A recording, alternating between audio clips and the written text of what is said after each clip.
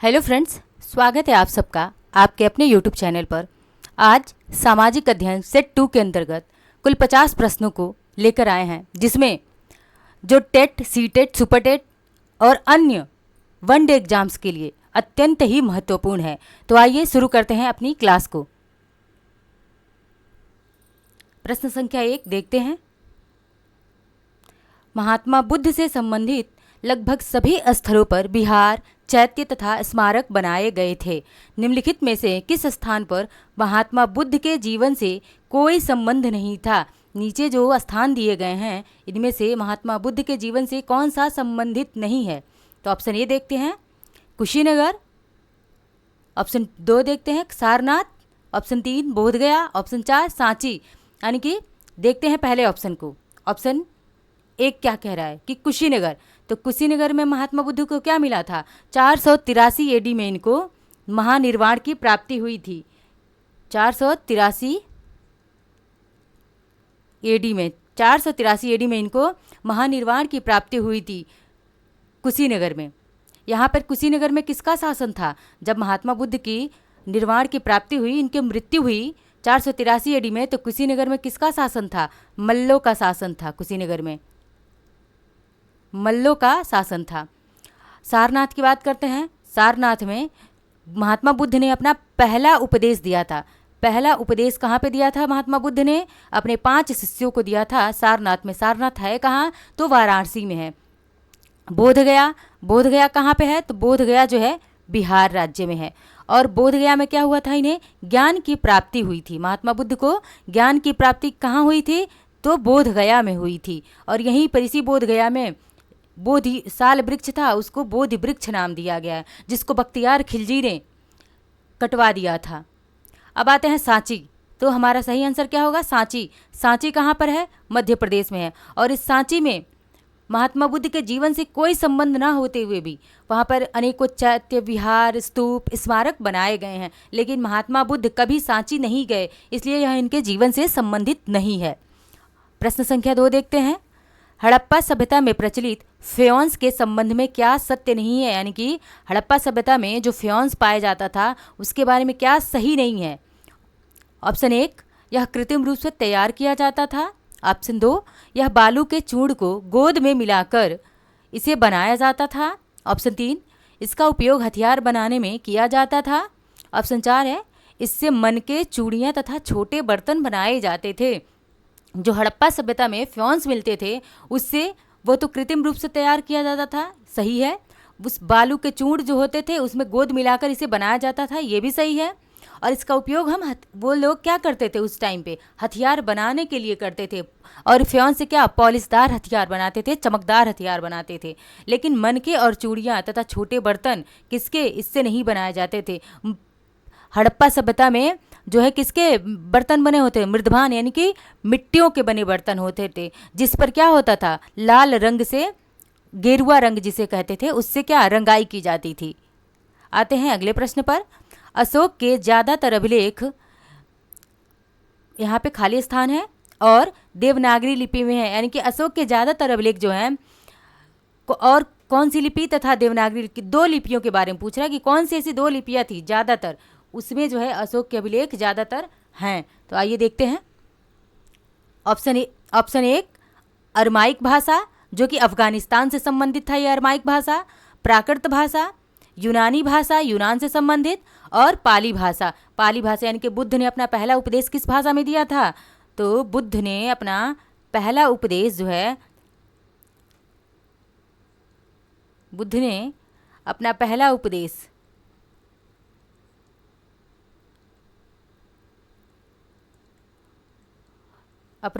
जो है इस पाली भाषा में दिया था बुद्ध ने। तो अशोक के ज़्यादातर अभिलेख जो है प्राकृत और देवनागरी लिपि में क्या थे? लिखित थे। अशोक ने कुल 14 शिलालेख या अभिलेखों को क्या करा था? लिखवाया था। 14 शिलालेखों की बात करी थी अशोक के समय पे। आते हैं अगले प्रश्न पर। प्रश्न संख्या 4, प्राचीन भारत में मथुरा किस रूप में सर्वाधिक प्रसिद्ध था? तो गांव के रूप में, पत्तन के रूप में, पत्तन यानी कि बंदरगाह, पोर्ट, धार्मिक केंद्र के रूप में, या जंगल के रूप में? तो प्राचीन भारत में जो मथुरा है यह किसके रूप में प्रचलित था? तो धार्मिक केंद्र के रूप में। क्यों? क्योंकि जो है यह भगवान श्री कृष्ण से संबंधित है, भगवान श्री कृष्ण का यहाँ पर जन्म हुआ है। तो यह किस रूप में प्रचलित था? मथुरा धार्मिक केंद्र के रूप में आज भी प्रचलित है। जिनका शरीर युद्ध मैदान में कुठारों, कुल्हाड़ी, तीरों, भालों, तलवारों, अन्य सैकड़ों हथियारों के लगे घाव से इनके अन्य सैकड़ों हथियारों से लगे घाव के दाग से भरे होने के कारण अत्यंत सुंदर दिखता था। किस राजा के संबंध में यह बात कही गई है? ऐसा कौन सा प्रतापी राजा है जिसके बारे में यह बात की गई है? तो ऑप्शन देखते हैं। ऑप्शन 1 चंद्रगुप्त द्वितीय, जिसको हम क्या कहते थे? चंद्रगुप्त विक्रमादित्य कहते थे चंद्रगुप्त द्वितीय को। चंद्रगुप्त प्रथम, समुद्रगुप्त या हर्षवर्धन। तो कौन सा वैसा प्रतापी राजा था? समुद्रगुप्त था, समुद्रगुप्त। अच्छा, समुद्रगुप्त के दरबार में इसके एक दरबारी कवि थे हरिशेन, और हरिशेन ने समुद्रगुप्त के जीवन का गुणगान करते हुए, इनके राज्य का गुणगान करते हुए प्रयाग प्रशस्ति लिखा है। क्या लिखा है? तो प्रयाग प्रशस्ति लिखा हुआ है। किसने लिखा है? हरिशेन ने लिखा है। प्रयाग प्रशस्ति हरिशेन ने लिखा है, जो कि समुद्रगुप्त के दरबार में रहते थे।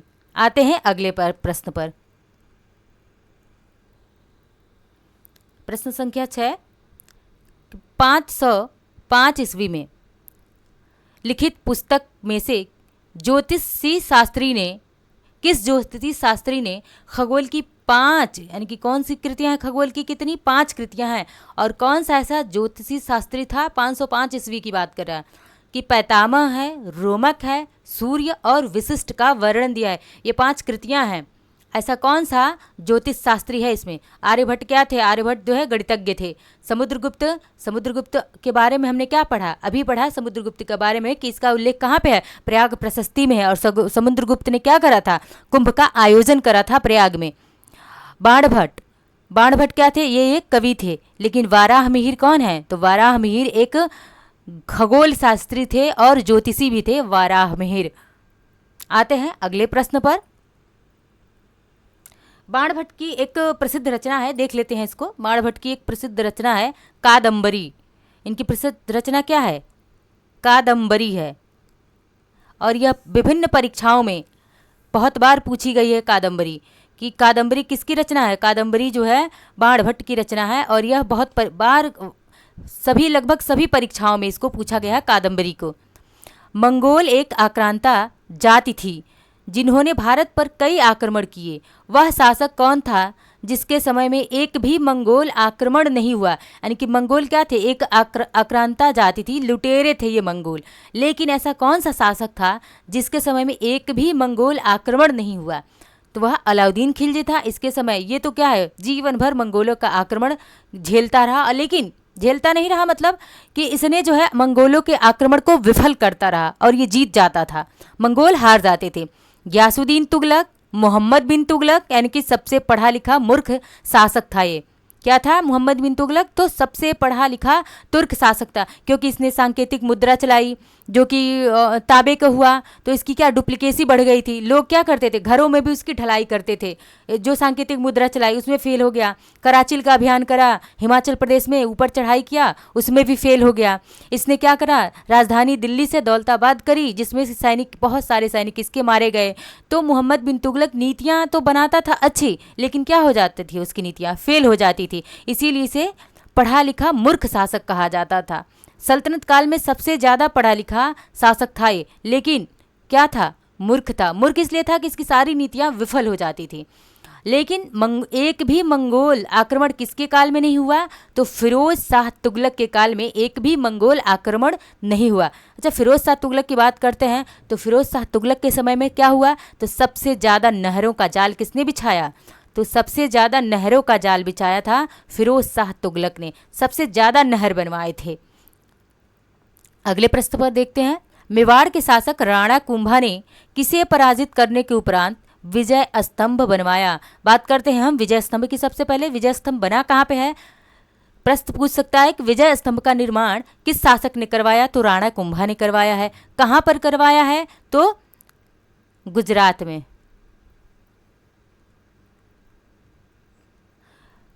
मेवाड़ के शासक राणा कुंभा ने क्या करा है, विजय स्तंभ बनवाया था। तो किसको पराजित करने के बाद इन्होंने जो है विजय स्तंभ को बनवाया था? तो महमूद खिलजी, अलाउद्दीन खिलजी, मुबारक खिलजी या फिर जलालुद्दीन खिलजी। तो इन्होंने महमूद खिलजी को हराया था। मेवाड़ के शासक जो राणा कुंभा थे, इन्होंने महमूद खिलजी को हरा करके जो है विजय स्तंभ बनवाया था। आते हैं अगले प्रश्न पर।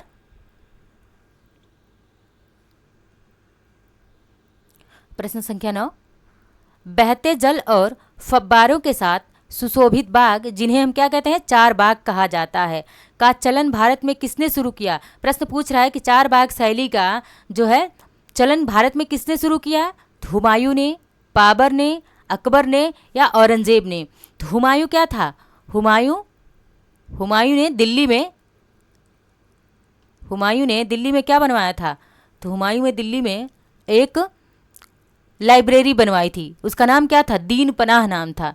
दिल्ली में दीन पनाह नाम की लाइब्रेरी बनाई थी। और जो ये पुस्तकालय, जो लाइब्रेरी बनवाया था, उसी की सीढ़ियों से गिरकर इसकी क्या हो जाती है? हुमायूं की मृत्यु हो जाती है। हुमायूं को शेर शाह सूरी ने किस युद्ध में हराया था? तो हुमायूं को शेर शाह सूरी ने 2 युद्धों में हराया था। एक तो चौसा का युद्ध था जो कि 1539 में, चौसा का युद्ध 1539 में हुमायूं को हरा दिया शेर शाह सूरी ने। फिर दूसरा युद्ध होता है चौसा का युद्ध 1540 में। इसमें भी चौसा या बिलग्राम का युद्ध जिसे कहते हैं, चौसा या बिलग्राम का युद्ध कहते हैं। इसमें हुमायूं को हरा दिया किसने? बिलग्राम के युद्ध में हुमायूं को शेर शाह सूरी ने 1540 में हरा दिया। बाबर की बात करते हैं तो हमारा आंसर क्या होगा? बाबर ही हमारा सही होगा कि जो चार बाग शैली बनवा क्या शुरू जिसने करा वो बाबर ने करा। चार बाग शैली में पहला बाग कहाँ बनवाया था इसने? तो आराम बाग बनवाया था आगरा में। पहली बार इसको बाबर को मरने के बाद जो है इसका मकबरा बनवाया गया था, आगरा में इसका मकबरा बनवाया गया था। लेकिन फिर अकबर ने दोबारा इसके मकबरे को कहाँ ले गया? काबुल ले गया। शैली कौन सी थी? तो चार बाग शैली थी। अकबर की बात करते हैं तो अकबर ने बहुत सारे सुधार भी किए, जैसे जजिया हटा दिया, धार्मिक स्वतंत्रता दी थी, दास्ता 1562 में दास्ता को समाप्त कर दिया था, 1563 में इसने जजिया कर धार्मिक कर हटा दिया था, जो कि ब्राह्मण थे उन पर धार्मिक कर लगता था, तो जजिया उसको हटा दिया। तो इसने बहुत सारे सुधार करे थे अकबर ने। औरंगजेब की बात कर लेते हैं तो औरंगजेब, इसे क्या कहा जाता है? इसको जिंदा पीर कहा जाता है। क्या कहा जाता है? जिंदा पीर कहा जाता है। और इसकी एक और उपाधि है आलमगीर है। और ये कैसा शासक था? तो औरंगजेब एक क्रूर शासक था, लेकिन क्रूर होते हुए भी इसके दरबार में सबसे ज़्यादा हिंदू सैनिक थे। क्या थे? सबसे ज़्यादा अगर हिंदू मनसबदार किसी के दरबार में थे तो औरंगजेब के दरबार में क्वेश्चन पूछता है कि मुगल काल में सबसे ज़्यादा हिंदू मनसबदार किसके शासनकाल में थे? तो औरंगजेब के शासनकाल में सबसे ज़्यादा हिंदू मनसबदार थे। चलते हैं अगले प्रश्न पर। प्रश्न संख्या 10, वैष्णव संत गोसाई जगरूप द्वारा मुगल बादशाह का यानी कि किस मुगल बादशाह का आमंत्रण अस्वीकार किया गया? फलस्वरूप बादशाह स्वयं मिलने गया। वह बादशाह कौन सा था? तो वह कौन सा बादशाह था जो कि वैष्णव संत थे गोसाई जगतरूप, इनका निमंत्रण इन्होंने उस बादशाह का अस्वीकार किया, तो वह बादशाह खुद मिलने गया था। तो वह जहांगीर या फिर अकबर, औरंगजेब या शाहजहां, वह बादशाह कौन सा था? तो वह बादशाह जहांगीर था। जहांगीर, इसके बचपन का नाम क्या है? तो इसके बचपन का नाम जो है सलीम है। जहांगीर के बचपन का नाम सलीम था। अच्छा, जहांगीर किसके लिए प्रसिद्ध था? तो जहांगीर पूछता है किसके लिए प्रसिद्ध था? यह न्याय की जंजीर के लिए। ठीक है, आगरा में इसने क्या करा था? तो आगरा में इसने न्याय की जंजीर लगवाई थी। और वो न्याय की जंजीर किसकी थी? तो वह न्याय की जंजीर सोने की बनी थी। कोई भी आम जनता जाती थी और उस जंजीर में एक रस्सी लगा था, उसको खींचती थी, घंटी बजता था और बादशाह स्वयं जो है चल कर आता था उस फरियादी की फरियाद सुनने। आते हैं अगले प्रश्न पर। पानीपत के तृतीय युद्ध के संबंध में कौन सा असत्य है? असत्य पूछा है कि कौन सा सही नहीं है। तो ऑप्शन 1, यह युद्ध अफगान और मराठों के बीच हुआ था। बिल्कुल, अफगानों में कौन था? अहमद शाह अब्दाली था। और ऑप्शन 2, सदाशिव भाऊ और विश्वास राव इसमें मारे गए थे। तो इसमें सदाशिव भाऊ और विश्वास राव मराठों की तरफ से क्या हुए थे? मारे गए थे। यह युद्ध 14 जून 1761 को लड़ा गया था। इसकी पूरी डेट दी गई है, 14 जून 1761 को लड़ी गई थी यह युद्ध। इसमें मराठों के लगभग 28,000 सैनिक मारे गए थे। यही ऑप्शन हमारा क्या है, सही है, क्योंकि पानीपत के तृतीय युद्ध में अफगान जीत गए थे और मराठों की क्या हुई थी, हार हुई थी। और मराठों की हार नहीं बल्कि इनकी बुरी तरह से हार हुई थी, इनके बहुत ही ज़्यादा सैनिक मारे गए थे। आते हैं अगले प्रश्न पर। प्रश्न संख्या 12, 1857 की क्रांति किसकी बात कर रहा है? तो 1857 की क्रांति को स्वतंत्रता का प्रथम संग्राम क्यों कहा जाता है? आइए देखते हैं। क्योंकि क्रांति का संबंध किसी एक संप्रदाय से नहीं था। 1857 की क्रांति का संबंध किसी एक संप्रदाय से नहीं था, ये बिल्कुल सही बात है। यह क्रांति अंग्रेजों को भारत से बाहर निकालने के लिए थी, ये भी सही पॉइंट है हमारा। इसमें राजा, सैनिक और जनता, यानी कि इस 1857 की क्रांति में राजा भी, सैनिक और जनता, इन तीनों ने भाग लिया था, यानी कि ये सभी कारण क्या है, सही हैं। आते हैं अगले प्रश्न पर। निम्नलिखित में से किन क्रांतिकारियों ने यूएसए में यूनाइटेड इंडिया हाउस, यानी कि अमेरिका में यूनाइटेड इंडिया हाउस की स्थापना किन क्रांतिकारियों ने की थी? तारकनाथ दास तथा जीडी कुमार ने। ऑप्शन 2 है रामनाथ पुरी व वीर सावरकर ने। ऑप्शन 3 हरनाम सिंह और भगवान सिंह। ऑप्शन 4 लाला हरदयाल और भगत सिंह। तो किसने करा था अमेरिका में यूनाइटेड इंडिया हाउस की स्थापना? तारकनाथ दास और जीडी कुमार ने। लाला हरदयाल का नाम सुना होगा आप सबने कि 1913 में लाला हरदयाल ने 1913 में अमेरिका में किसकी स्थापना करी थी? इन्होंने लाला हरदयाल में अमेरिका से, ठीक है, 1913 में इन्होंने अमेरिका से जो क्या करी थी, पत्रिका निकालते थे, वहां पर जाकर के सिखों को जागरूक करते थे लाला हरदयाल। आते हैं अगले प्रश्न पर। कह रहा है क्रमबद्ध कीजिए, यानी कि क्रम से लगाना है, जो दिया गया है यह क्रम से लगाना है। पहला क्या है, CR फार्मूला है। दूसरा कैबिनेट मिशन। तीसरा गांधी जिन्ना समझौता। और चौथा क्या है, वेबल प्लान है। तो क्या कह रहा है, इन सबको क्रम से लगाना है। सबसे पहले क्या आया था, तो CR फार्मूला की बात करते हैं। CR फार्मूला कब आया था, किस वर्ष आया था?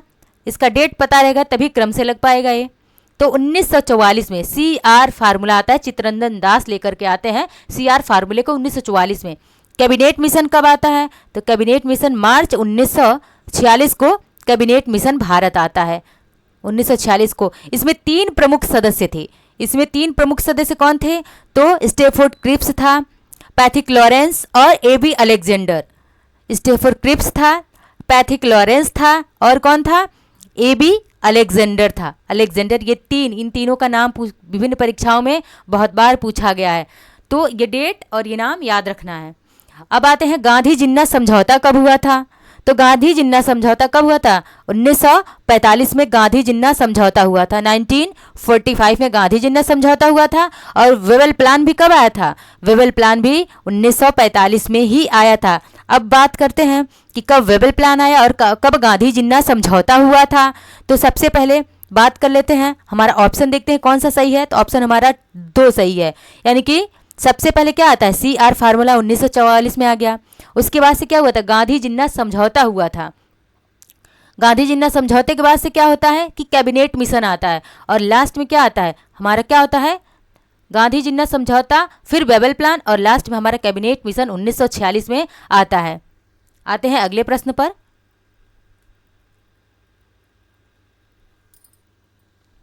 द्वितीय गोलमेज सम्मेलन कब हुआ था, यानी कि दूसरा जो राउंड टेबल सम्मेलन था, गोलमेज सम्मेलन था, कब हुआ था? पहली बात है कि गोलमेज सम्मेलन हुआ कहाँ पे था, तो गोलमेज सम्मेलन ब्रिटेन में हुआ था। 3 गोलमेज सम्मेलन हुए थे, तीनों कहाँ हुए थे, यूके में हुए थे, ब्रिटेन में हुए थे। अच्छा, दूसरा गोलमेज सम्मेलन है, तो पहला गोलमेज सम्मेलन कब हुआ था, तो पहला गोलमेज सम्मेलन जो है 1930 में हुआ था। दूसरा गोलमेज सम्मेलन कब होता है, 1931 में होता है। तीसरा गोलमेज सम्मेलन कब होता है, 1932 में होता है। गांधी जी पहले गोलमेज सम्मेलन में भाग नहीं लेते हैं, दूसरे गोलमेज सम्मेलन में जो है गांधी जी भाग लेते हैं, लेकिन यह सम्मेलन क्या होता है, बात यहाँ बनती नहीं है, वार्ता विफल हो जाती है। तीसरे गोलमेज सम्मेलन में भाग कौन लेते हैं, तो इन तीनों गोलमेज सम्मेलन में अंबेडकर जी जो है तीनों गोल सम्मेलन में भाग लेते हैं। और गांधी जी के साथ सरोजनी नायडू भी गई थी। तो यहाँ पूछा है द्वितीय गोलमेज सम्मेलन की बात कर रहा है, तो दूसरा गोलमेज सम्मेलन कब होता है, 1931 में होता है। 1929 में क्या बना था? 1929 में शारदा एक्ट आया था। क्या आया था? शारदा एक्ट। हरविलास शारदा एक्ट लेकर आए थे। होम रूल लीग की स्थापना कब की गई? यानी कि होम रूल लीग की स्थापना किस वर्ष की गई, प्रश्न पूछ रहा है। तो होम रूल लीग की स्थापना 1916 में, 1918, 1917, 1920। यानी कि बात करते हैं अगर हम 1916 में क्या हुआ था? होम रूल लीग की स्थापना हुई थी। अच्छा, होम रूल लीग की स्थापना दो लोगों ने करी है। होम रूल लीग की स्थापना दो लोगों ने करी है। एक तो तिलक जी ने करा हुआ है 1916 में, तिलक पुणे में महाराष्ट्र में करा। और एनी बेसेंट ने कहाँ करा हुआ है? तो इन्होंने अड्डयार में करा हुआ है। चेन्नई के अड्डयार में एनी बेसेंट ने करा हुआ था होम रूल लीग का स्थापना। होम रूल लीग का मुख्यालय पूछता है कहाँ पे था? तो होम रूल लीग का मुख्यालय जो है अमेरिका में था।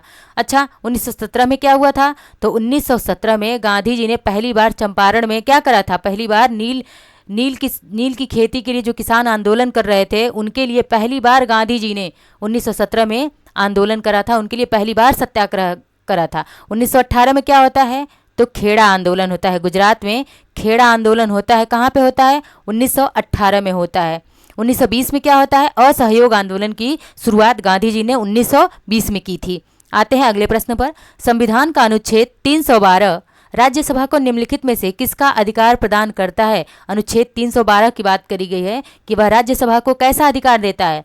तो राज्य सूची के विषय पर कानून बनाने का अधिकार देता है, या वित्त विधेयक के विषय में संशोधन करने की बात अधिकार देता है, या अखिल भारतीय सेवा का सृजन करने का अधिकार देता है। तो पूछ रहा है कि संविधान का अनुच्छेद 312 जो है राज्यसभा को कैसी पावर देता है, कैसा अधिकार देता है? तो बात करते हैं हम कि राज्य सूची के विषय पर कानून बनाना। यह किस आर्टिकल में बात करी गई है इसकी, किस अनुच्छेद में? तो आर्टिकल 249। आर्टिकल 249 किससे संबंधित है? तो राज्य सूची के विषय पर कानून बनाने के लिए। वित्त विधेयक के विषय में संशोधन का अधिकार किस अनुच्छेद में दिया गया है? तो अनुच्छेद 117 कहता है कि वित्त विधेयक के विषय में संशोधन किया जा सकता है, अनुच्छेद 117 के तहत। अब 312 क्या कहता है? 312 कहता है कि नई अखिल भारतीय सेवाओं का सृजन करना। राज्यसभा क्या करेगा? नई अखिल भारतीय सेवाओं का सृजन करेगा। आते हैं अगले प्रश्न पर। लोकसभा अध्यक्ष, यानी कि लोकसभा अध्यक्ष को क्या मनोनीत किया जाता है, चयनित किया जाता है, इनका निर्वाचन होता है, या फिर इनकी नियुक्ति होती है? यानी कि जो लोकसभा के स्पीकर होते हैं उनका कैसे चुनाव होता है, उनको कैसे चयनित किया जाता है? तो आइए देखते हैं कि लोकसभा अध्यक्ष को हम कैसे अध्यक्ष बनाते हैं। तो इनका ना तो मनोनयन किया जाता है। मनोनयन किसका होता है? मनोनयन जो है राष्ट्रपति मनोनीत करते हैं। राज्यसभा में कितने लोगों को? 2 लोगों को। और लोकसभा में कितने लोगों को मनोनीत करते हैं? तो कुल 12 लोगों को मनोनीत करते हैं। तो यहाँ पे मनोनयन कौन करता है? हमारा राष्ट्रपति करते हैं। चयन किसका होता है? तो चयन जो है किसका होता है? चयनित किए जाते हैं जो परीक्षाओं में अभ्यर्थी शॉर्ट लिस्टेड होते हैं, उसे चयन किया जाता है। लेकिन लोकसभा अध्यक्ष का क्या होता है? निर्वाचन होता है। लोकसभा अध्यक्ष का क्या होता है? निर्वाचन किया जाता है। आते हैं, अच्छा, प्रधानमंत्री का क्या होता है? पीएम का क्या किया है? पीएम का निर्वाचन होता है, या फिर उनकी नियुक्ति होती है, या फिर उनका मनोनयन होता है? क्या होता है प्रधानमंत्री का? तो प्रधानमंत्री की नियुक्ति की जाती है। क्या किया जाता है? नियुक्ति की जाती है। आते हैं अगले प्रश्न पर।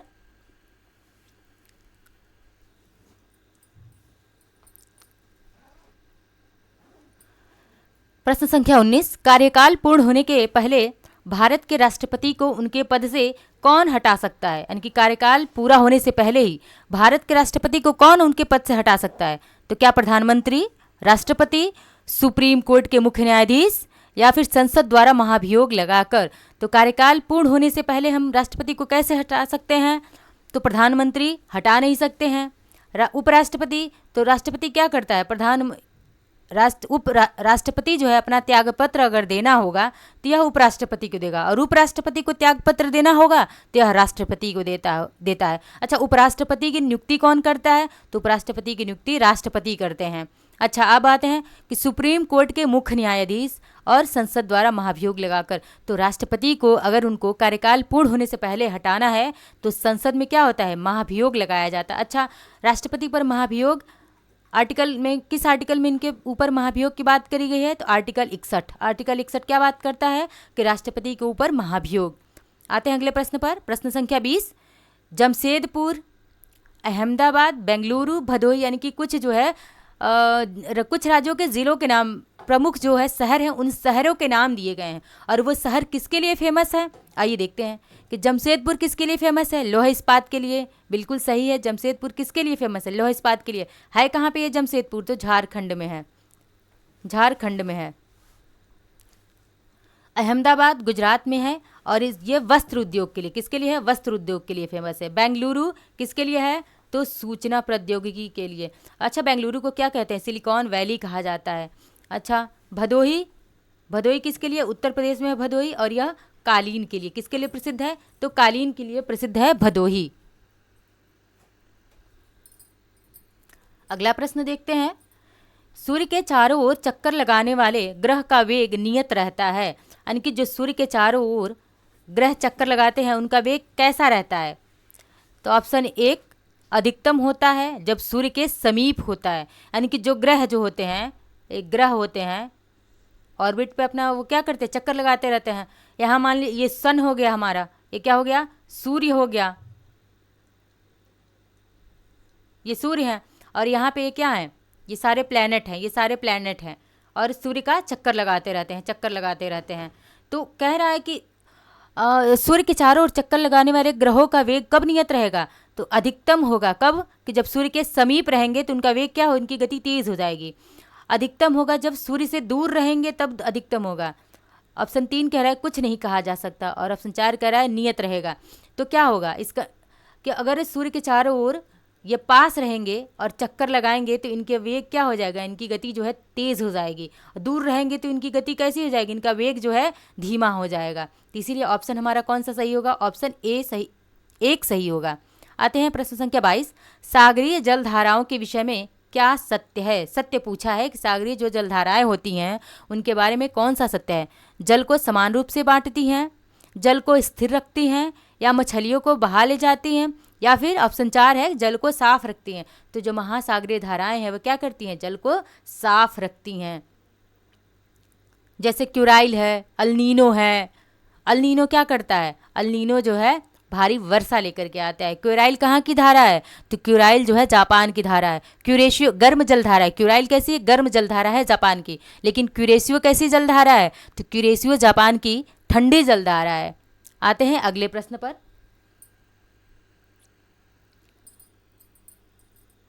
निम्नलिखित नदियों का उत्तर से दक्षिण की ओर सही क्रम कौन सा? यानी कि नदियों का क्रम पूछ लिया। कहाँ से पूछा है? तो उत्तर से दक्षिण, यानी कि नॉर्थ से साउथ की तरफ क्रम पूछा है, नॉर्थ से और साउथ की तरफ। तो देखते हैं।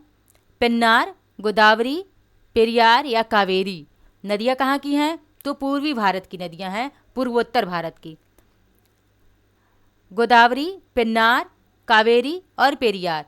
कावेरी, गोदावरी, पेरियार और पेन्नार। ऑप्शन 4 है गोदावरी, कावेरी, पेन्नार और पेरियार। इसमें ऑप्शन हमारा कौन सा सही होगा? ऑप्शन 2 सही होगा कि उत्तर से दक्षिण का क्रम, यानी कि ये दक्षिण भारत की, देखिए ये दक्षिण भारत की प्रमुख नदियाँ। थोड़ा सा छोटा सा मैप बना लेते हैं। ये हो गया गुजरात वाला पार्ट, और ये क्या हो गया हमारा? पूर्वोत्तर का भारत। ये पूर्वोत्तर भारत हो गया, असम हो गया, मेघालय हो गया, और ये हमारा ना अरुणाचल प्रदेश हो गया। तो आते हैं हम, ये पूछा है कि नॉर्थ से साउथ की तरफ ऐसे ऐसे क्रम कौन सा होगा। तो देखते हैं सबसे पहले कौन सी नदी है? तो सबसे पहली गोदावरी नदी आती है। कौन सी नदी आती है? गोदावरी नदी। अच्छा, इस गोदावरी नदी को हम क्या कहते हैं? इस गोदावरी नदी को दक्षिण गंगा कहते हैं। दक्षिण गंगा, दक्षिणी गंगा, दक्षिण की गंगा नहीं कहते हैं, इसको दक्षिण गंगा कहते हैं। गोदावरी को दक्षिण गंगा कहते हैं, बूढ़ी गंगा कहते हैं। लेकिन कावेरी को क्या कहते हैं? कावेरी को दक्षिण की गंगा कहते हैं। कावेरी को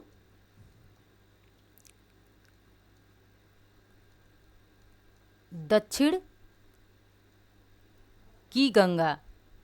कावेरी क्या है? दक्षिण की गंगा है। याद रखना है कि दक्षिण की, तो क में कावेरी में क आ रहा है और दक्षिण की गंगा में भी क्या आ रहा है, क आ रहा है। दक्षिण की गंगा कावेरी, लेकिन दक्षिणी गंगा गोदावरी, बूढ़ी गंगा गोदावरी, दक्षिण भारत की सबसे पवित्र नदी इसे माना जाता है गोदावरी को। तो सबसे पहले कौन सी नदी आती है, गोदावरी नदी। गोदावरी नदी के बाद से कौन सी नदी आती है, तो पेन्नार नदी। पेन्नार नदी के बाद से कावेरी, और कावेरी के बाद से कौन सी, पेरियार नदी। सबसे अंतिम में पेरियार नदी आती है। तो आते हैं अगले प्रश्न पर।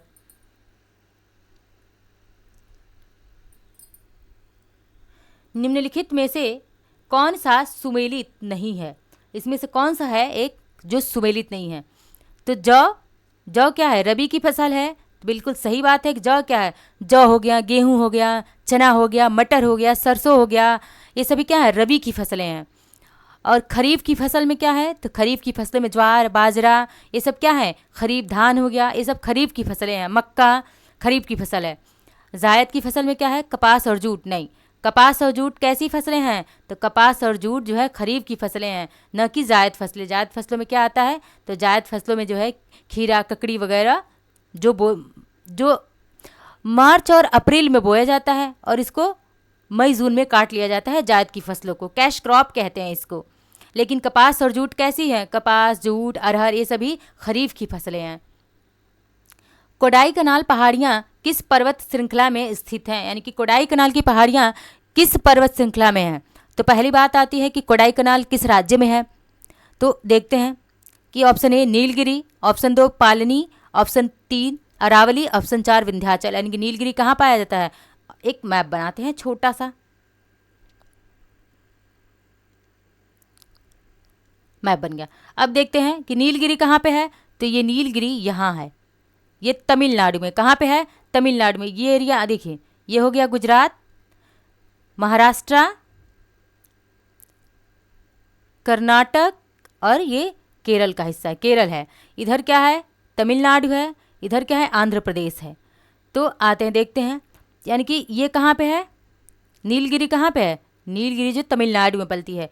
यहाँ पे पालनी पहाड़ियाँ, पालनी पहाड़ियाँ कहाँ पे हैं, तो यहाँ तमिलनाडु में ही पालनी पहाड़ियाँ हैं। अरावली कहाँ पाई जाती है, तो अरावली राजस्थान में, यहाँ राजस्थान में अरावली पाई जाती है। और विंध्याचल की पहाड़ियाँ कहाँ, तो यहाँ मध्य प्रदेश में विंध्याचल की पहाड़ियाँ पाई जाती हैं।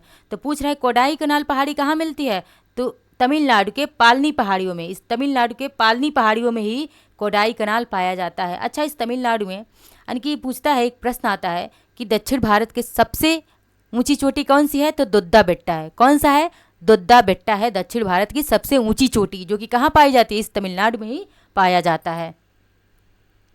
आते हैं अगले प्रश्न पर। बरखान भू आकृति का निर्माण किसके द्वारा होता है, यानी कि बरखान जो है उसका निर्माण किसके द्वारा होता है, वायु अपर्दन द्वारा, हिम निक्षेप के द्वारा, अपर्दन के द्वारा, या फिर वायु निक्षेप के द्वारा। तो बरखान, बरखान किससे बनते हैं, बरखान हो गया, बालू का स्तूप हो गया, बालू का स्तूप हो गया, मशरूम रॉक हो गया, मशरूम रॉक, मशरूम रॉक, यारडंग, ये सब किसके, छत्रक शिलाएं, ये किससे बनती हैं, तो वायु के निक्षेप से बनती है, अपर्दन से नहीं, वायु के निक्षेप से बनती है। बरखान, बालू का स्तूप, मशरूम रॉक, ये सभी किससे बनते हैं, बालू का बरखान से बनते हैं, और ये वायु के निक्षेप के द्वारा। प्रश्न संख्या 27 कि राष्ट्रीय विकास परिषद यानी कि एनडीसी किसकी बात कर रहा है, एनडीसी की बात कर रहा है। राष्ट्रीय विकास परिषद के बारे में कौन सा कथन असत्य है, तो इसका गठन कब होता है, 1952 में होता है, सही है। एक संवैधानिक निकाय है, इसमें राज्य के मुख्यमंत्री भी शामिल होते हैं, और यह सलाहकार संस्था है। तो यह क्या है, किसमें राज्य के मुख्यमंत्री शामिल होते हैं, और यह एक सलाहकार है। कैसा है, सलाहकार संस्था है, न कि एक संवैधानिक निकाय है। इसीलिए क्या है, ऑप्शन 2 हमारा बिल्कुल सही आंसर होगा। अगला प्रश्न देखते हैं, प्रश्न संख्या 28। एपीकल्चर, हॉर्टिकल्चर, फ्लोरिकल्चर, विटिकल्चर, यानी कि एपीकल्चर किससे संबंधित है, हॉर्टिकल्चर किससे संबंधित है, फ्लोरिकल्चर किससे संबंधित है, फ्लोरिकल्चर किससे संबंधित है, और विटिकल्चर किससे संबंधित है। यानी कि विटिकल्चर किससे संबंधित है, अंगूरों की खेती से। फ्लोरिकल्चर किससे संबंधित है, फूल की खेती से। हॉर्टिकल्चर किससे संबंधित है, बागवानी से। और एपीकल्चर किससे संबंधित है, मधुमक्खी पालन से। आते हैं अगले प्रश्न पर।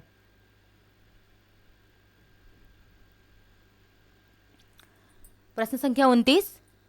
सार्वजनिक क्षेत्र के अधीन दक्षिण भारत का सबसे बड़ा स्टील प्लांट है, यानी कि सार्वजनिक क्षेत्र का दक्षिण भारत में सबसे बड़ा स्टील प्लांट कौन सा है? बोकारो, भिलाई, राउरकेला या फिर विश्वेश्वरैया? तो कौन सा है? विश्वेश्वरैया जो है स्टील प्लांट क्या है? सबसे बड़ा दक्षिण भारत का सार्वजनिक क्षेत्र का स्टील प्लांट है विश्वेश्वरैया। अगला प्रश्न देखते हैं, फ्लैगलेशन क्या है? यानी कि फ्लैगलेशन क्या है? मंदी के साथ मुद्रास्फीति, ऑप्शन 2 विकास के साथ मुद्रास्फीति, ऑप्शन 3 विकास के साथ मुद्रा अवस्फीति या फिर बाजार में मंदी। तो फ्लैगलेशन क्या है? तो फ्लैगलेशन है विकास के साथ मुद्रास्फीति, यानी कि फ्लैगलेशन में क्या होता है कि मुद्रास्फीति, महंगाई तो बढ़ती है फ्लैगलेशन में, लेकिन क्या होता है? विकास भी होता है, डेवलपमेंट भी होता है, दोनों साथ साथ चलते हैं। ये नहीं कि महंगाई हो गई तो फिर डिफ्लेशन हो गया, यानी कि विकास नहीं होगा। महंगाई भी होती है और विकास भी होता है, उसको हम क्या कहते हैं? फ्लैगलेशन कहते हैं। अगला प्रश्न है, संकीर्ण क्षेत्र जहां स्थलमंडल, वायुमंडल, जलमंडल ये तीनों एक दूसरे से मिलते हैं और अंतःक्रिया कहते हैं, वह क्या कहलाता है? यानी कि वह ऐसा कौन सा क्षेत्र है जहाँ पे स्थलमंडल, लिथोस्फीयर और एटमॉस्फेयर, वायुमंडल भी पाया जाता है और क्या? जलमंडल भी पाया जाता है। ये तीनों कहाँ पाए जाते हैं? उसको क्या बोलते हैं? ये तीनों जहाँ पाए जाएंगे उसे क्या बोलेंगे? भौतिक मंडल, जैवमंडल, नभमंडल या फिर यह सभी? तो इसको हम बोलेंगे क्या? जैवमंडल, यानी कि बायोस्फीयर। जैवमंडल बोलेंगे, बायोस्फीयर बोलेंगे, जिसके अंतर्गत स्थलमंडल भी आएगा, वायुमंडल भी आ जाएगा और जलमंडल भी आ जाएगा। अगला प्रश्न है, राजीव गांधी का जन्म दिवस कब होता है? 20 अगस्त को होता है। किस रूप में मनाया जाता है? तो राष्ट्रीय एकता दिवस के रूप में, संकल्प दिवस के रूप में, आतंक विरोधी दिवस के रूप में या फिर राष्ट्रीय सद्भावना दिवस के रूप में? तो राजीव गांधी का जन्म दिवस हम किस रूप में मनाते हैं हर साल 20 अगस्त को? तो राष्ट्रीय सद्भावना दिवस के रूप में मनाते हैं। एकता दिवस किसके रूप में मनता है? तो अटल बिहारी वाजपेयी के जन्म दिवस के अवसर पर क्या मनाया जाता है? एकता दिवस मनाया जाता है।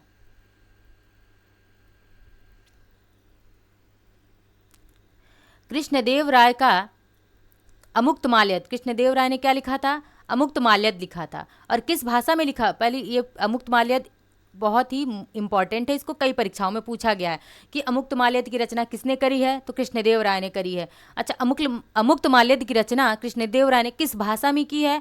तो तेलुगु भाषा में। किस भाषा में? तेलुगु भाषा में की है। अगले प्रश्न पर आते हैं, प्रश्न संख्या 34।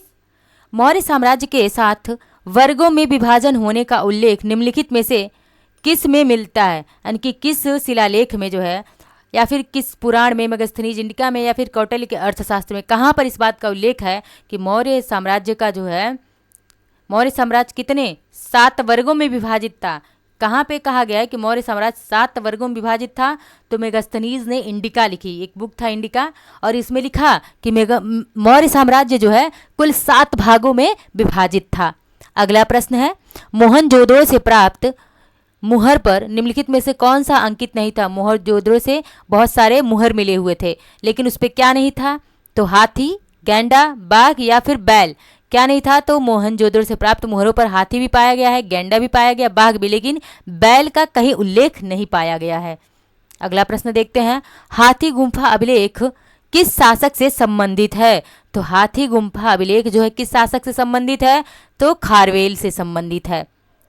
संविधान में संशोधन की प्रक्रिया है, यानी कि कहाँ पे संविधान में संशोधन की प्रक्रिया की जा सकती है? कहाँ पर? तो विधानमंडल में, संसद से, न्यायपालिका से या फिर साधारण जनता से। संविधान में संशोधन कहाँ पर किया जाता है? तो संसद में। कहाँ पे? संसद में। संसद में क्या क्या आते हैं? तो लोकसभा और राज्यसभा, इन दोनों से मिलकर के क्या बनती है? हमारी संसद बनती है। संसद का उल्लेख किस आर्टिकल में है? तो आर्टिकल 79 में संसद का उल्लेख है। ठीक है। 80 में क्या है? आर्टिकल 80 में लोकसभा है। राज्यसभा किस में है? 81 में लोकसभा है और राज्यसभा किस में है? आर्टिकल 80 में राज्यसभा की बात करी गई है। आते हैं अगले प्रश्न पर।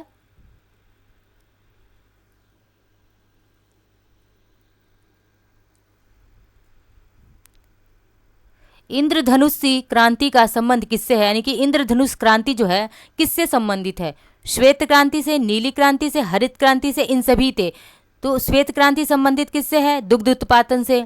नीली क्रांति मत्स्य उत्पादन से। हरित क्रांति फसलों से। और इन सब से संबंधित थी धनुष इंद्रधनुष क्रांति, यानी कि जो इंद्रधनुषी क्रांति थी इन सभी से संबंधित थी। अच्छा, कृष्ण क्रांति किससे संबंधित है? तो कृष्ण क्रांति जो है उर्वरक उत्पादन से संबंधित है। गोल क्रांति से संबंधित गोल क्रांति किससे संबंधित है? तो आलू उत्पादन से संबंधित है। आते हैं अगले प्रश्न पर। आहार श्रृंखला के द्वितीय पोषण स्तर में शामिल हैं, यानी कि दूसरे सेकंड स्टेप की बात कर रहा है। तो पेड़ पौधे किस में है? पहले स्टेप में है, पोषण स्तर के पहले स्तर में आते हैं। खरगोश, शेर और मानव, तो पहले स्तर पे क्या हो गया? पेड़ पौधे आ गए। दूसरे स्तर पे कौन आएगा? तो खरगोश, यानी कि इन पेड़ पौधों को खरगोश खाएगा। और खरगोश को कौन खाएगा? तो इस खरगोश को कौन खाएगा? खरगोश को क्या खाएंगे? मानव खाएंगे। और इन मानव को कौन खाएगा? शेर। तो टॉप पे कौन रहेगा? शेर। और दूसरे स्तर पे कौन आएगा? खरगोश। आते हैं अगले प्रश्न पर। केंद्रीय प्रदूषण नियंत्रण बोर्ड का गठन किस वर्ष किया गया है? यानी कि केंद्रीय प्रदूषण नियंत्रण बोर्ड का गठन किस वर्ष किया गया है? तो ये किया गया 1974 में। 1986 में क्या हुआ था? तो पर्यावरण संरक्षण अधिनियम कब आया? तो पर्यावरण संरक्षण अधिनियम 1986 में। वन संरक्षण अधिनियम 1980 में, लेकिन पर्यावरण संरक्षण अधिनियम 1986 में। और प्रदूषण नियंत्रण बोर्ड का गठन 1974 में किया गया था। अच्छा, 1973 में क्या हुआ था? 1973 में प्रोजेक्ट टाइगर की शुरुआत कब हुई थी? तो 1973 में ही प्रोजेक्ट टाइगर की शुरुआत हुई थी। वर्तमान में टाइगरों की संख्या कितनी है? बाघों की संख्या 3167। कितनी है? 3167 है वर्तमान में। दूरदर्शन शिक्षण के किस प्रकार का सोपान है? यानी कि दूरदर्शन शिक्षण के किस प्रकार का सोपान है? अब यहाँ से पैडागोजी शुरू होती है। तो दृश्य श्रव्य या फिर इनमें से कोई नहीं, यानी कि दूरदर्शन शिक्षण के किस प्रकार से संबंधित है? तो दूरदर्शन में हम देखते भी हैं और सुनते भी, यानी कि दृश्य श्रव्य सामग्री है। उत्तम शिक्षण पद्धति की विशेषता है। क्या उत्तम शिक्षण पद्धति की विशेषता है? शिक्षण पद्धति पूर्व निर्धारित उद्देश्यों की प्राप्ति में सहायक होता है। ये एक उत्तम पद्धति कलात्मक है जो अध्यापक को विषय के बारे में वांछित अवांछित का क्या कराती है? ज्ञान कराती है। उत्तम पद्धति व्यक्तिगत होती है या फिर उपरोक्त सभी? तो एक उत्तम शिक्षण पद्धति की ये सभी विशेषताएं हैं। क्या है? ये सभी विशेषताएं हैं। अगला प्रश्न है, चंद्रमा और उसकी कलाओं को स्पष्ट करने के लिए कौन सी विधि उपयोगी होगी? यानी कि चंद्रमा और जो उनकी कलाएं होती हैं उनको स्पष्ट करने के लिए कौन सी विधि? तो निरीक्षण विधि, प्रश्नोत्तर विधि, व्याख्यान विधि या फिर कहानी विधि। तो क्या होगा? चंद्रमा और उनकी कलाओं को स्पष्ट करने के लिए निरीक्षण करना होगा, देखना होगा, ऑब्जर्वेट करना होगा। प्रश्न करने से क्या से स्पष्ट होगा? नहीं। व्याख्या कर देंगे तब भी नहीं होगा, कहानी कह देने से भी नहीं होगा, जबकि उसके लिए क्या करना पड़ेगा? निरीक्षण करना पड़ेगा। अगले प्रश्न पर आते हैं। प्रायोजना विधि का आधारभूत सिद्धांत है, यानी कि प्रायोजना विधि का कौन सा आधारभूत सिद्धांत है? रोचकता, प्रयोजना या फिर क्रियाशीलता। तो प्रयोजना विधि क्या करती है? रोचकता लाती है। और क्या करती है? प्रयोजन भी होता है उसका और क्रियाशीलता भी लाती है, यानी कि ये सभी सही हैं प्रयोजना विधि में। अगला प्रश्न है, सामाजिक अध्ययन शिक्षण का परंपरागत साधन है, ट्रेडिशनल मेथड की बात कर रहा है ये। तो कौन सा है? श्यामपट, पुस्तकें, कहानी, ये सभी। तो श्यामपट भी क्या है? सामाजिक अध्ययन शिक्षण का परंपरागत साधन है। पाठ्य पुस्तकें भी हैं, कहानी भी, और यानी कि इसमें से सभी क्या हैं? सामाजिक अध्ययन शिक्षण के परंपरागत साधन हैं। प्रश्न संख्या 46, निम्न में से क्या सामाजिक अध्ययन शिक्षण का उद्देश्य नहीं है? यानी कि इनमें से कौन सा जो है सामाजिक शिक्षण का उद्देश्य नहीं है? विश्व शांति की स्थापना करना, विश्व नागरिकता का विकास करना, राजनीतिक विकास, और इनमें से कोई नहीं। तो सामाजिक शिक्षण का उद्देश्य होता है कि विश्व में शांति बनी रहे, राजनीतिक विकास भी हो, लेकिन विश्व की नागरिकता का विकास करना सामाजिक शिक्षण का उद्देश्य नहीं है। 47, अच्छे मूल्यांकन की सर्वश्रेष्ठ विशेषता क्या होती है? यानी कि अच्छा मूल्यांकन उसकी सर्वश्रेष्ठ विशेषता क्या है? किसे कहते हैं हम अच्छा मूल्यांकन? जिसमें सरलता होती है, जिसमें वैधता हो, जिसमें गोपनीयता हो या फिर व्यापकता हो। तो अच्छा मूल्यांकन उसे कहेंगे जिसमें क्या हो? वैधता हो, यानी कि जिस चीज के मापने के लिए उसको बनाया गया है वह उसी का मापन करे, उसको हम क्या कहते हैं? वैध कहते हैं। तो वैधता हो। सामाजिक अध्ययन शिक्षण में कौन विधि कथन विधि, यानी कि कथन विधि का दोष है? सामाजिक अध्ययन शिक्षण में कथन विधि का दोष पूछा है। कौन सा है कथन विधि का दोष? छात्र क्या हो जाते हैं? निष्क्रिय हो जाते हैं, अध्यापक आलसी हो जाता है, विषय वस्तु पर्याप्त नहीं है या फिर अतिरिक्त ज्ञान मिल जाता है। तो अगर कथन विधि मतलब व्याख्यान विधि की बात कर रहा है, व्याख्यान विधि। तो व्याख्यान विधि कैसे संबंधित है? व्याख्यान विधि टीचर से संबंधित है, यानी कि टीचर सेंटर्ड है, चाइल्ड सेंटर्ड नहीं है। तो इसलिए अगर अध्यापक कक्षा में बोलते रहेंगे, अपनी बातों को कहते रहेंगे, व्याख्यान करेंगे, तो छात्र क्या हो जाएंगे? निष्क्रिय हो जाएंगे। अगला प्रश्न है, विश्व की विभिन्न अर्थव्यवस्थाओं को जानने के लिए किस विषय का ज्ञान आवश्यक है? नागरिक शास्त्र, अर्थशास्त्र, सामाजिक ज्ञान या भूगोल? यह प्रश्न बहुत ही आसान है। इसमें क्या है? अर्थव्यवस्था की बात करी गई है। अर्थव्यवस्था को जानने के लिए क्या होगा? अर्थशास्त्र का ज्ञान। अच्छा, अर्थशास्त्र को लिखा कितने हैं? तो कौटिल्य ने। किसने लिखा है अर्थशास्त्र को? कौटिल्य। इनको हम चाणक्य के नाम से भी जानते हैं। अंतिम प्रश्न है 50वां, प्रोजेक्ट प्रणाली की शिक्षण विधि का प्रथम चरण है। प्रोजेक्ट प्रणाली की शिक्षण विधि का कौन सा चरण है? तो कार्य का लेखा, कार्य का मूल्यांकन, योजना का चुनाव या परिस्थिति का निर्माण? तो कौन सा है प्रोजेक्ट विधि का?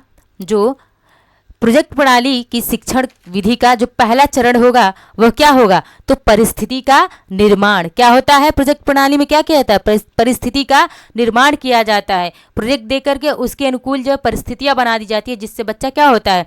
बेहतर तरीके से सीख सकता है, उसका जो है विकास कैसा होता है? अच्छे से हो सकता है। तो फ्रेंड्स, ये थे आज के हमारे top 50 questions. I hope class आप लोगों को पसंद आया होगा। क्लास पसंद आए तो लाइक, शेयर, सब्सक्राइब, कमेंट ज़रूर करें। धन्यवाद।